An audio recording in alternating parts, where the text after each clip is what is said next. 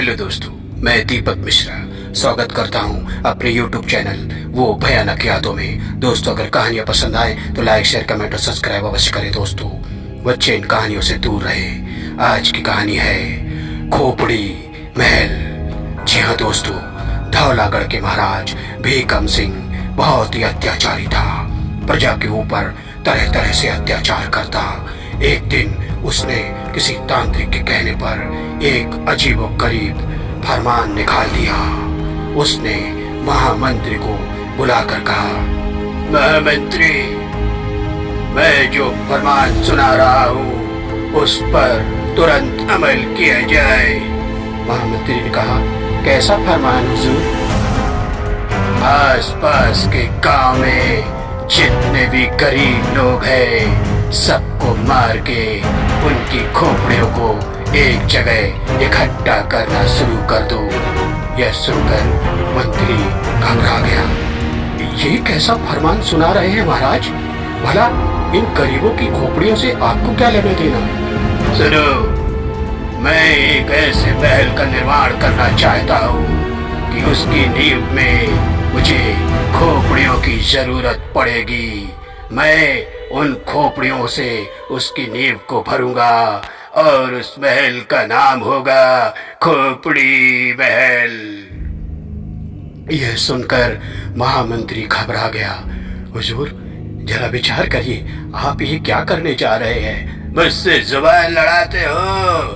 नहीं हुजूर, भला मेरी क्या औकात? मैं आपसे कैसे जुबान लड़ाऊंगा? तो तुरंत मेरी आज्ञा को पालन किया जाए।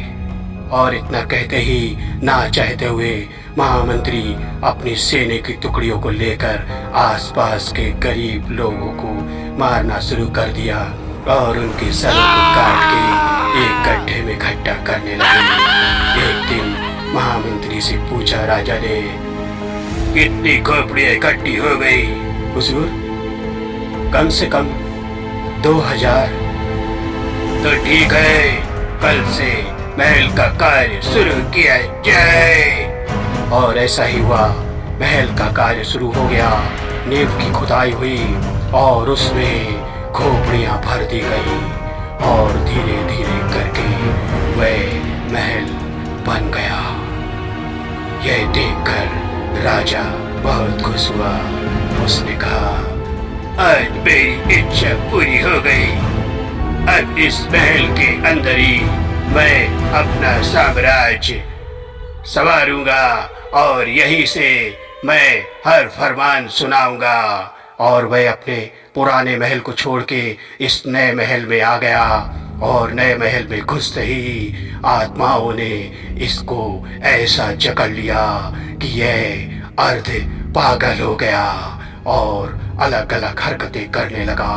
इससे तंग आकर आसपास के गांव वाले सभी बहुत परेशान हुए। उन्होंने एक सन्यासी की शरण ली जो हरिद्वार से आए हुए थे और उसी गांव में ठहरे थे। गांव वालों ने उनसे फरियाद की, गुरुदेव, हमारी मदद करें गुरुदेव, हम बहुत परेशान हैं। उस अत्याचारी राजा ने हमारे बच्चों को और हमारे लोगों को मार के उनकी सरों को काट के महल में भर दिया है। हमारी मदद करें गुरुदेव। सन्यासी उनके ऊपर दया आ गई। उन्होंने कहा, आप लोग चिंता न करें, मैं इस गांव में इसीलिए आया हूँ। परमात्मा ने मुझे इसीलिए यहाँ भेजा है। बहुत ही जल्द मैं आप लोगों को उस सन की राजा से मुक्ति दिला दूंगा। और इतना कहते ही दूसरे दिन पूर्णमासी को सन्यासी उस महल के पास पहुंचा और उसने देखा कि महल के ऊपर आत्माएं मंडरा रही है।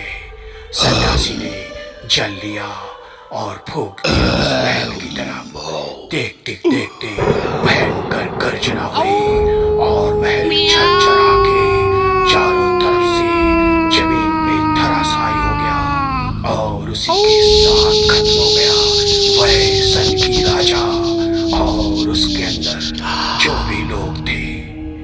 तो दोस्तों, इसी प्रकार पाप का अंत हुआ। कहते हैं किसी भी प्रकार की सनक उस हद तक अच्छी होती है जहां तक बर्दाश्त की जाए। तो कैसी लगी कहानी? अच्छी लगी हो तो लाइक शेयर कमेंट और सब्सक्राइब अवश्य करें दोस्तों। Good night, good night.